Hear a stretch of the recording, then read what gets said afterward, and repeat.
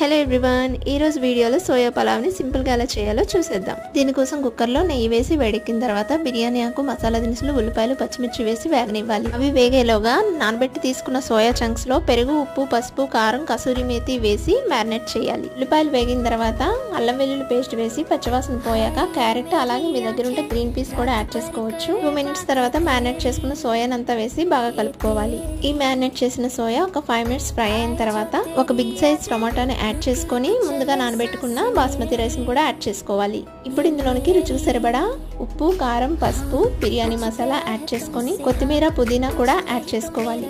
ఇప్పుడు 1 glass బియ్యంకి 1.5 glass వరకు water వేసుకొని ఫైనల్ గా కొంచెం నెయ్యి వేసుకొని కుక్కర్ విజిల్ పెట్టేసి 2 విజిల్స్ వచ్చేంత వరకు కుక్ చేసుకోవాలి.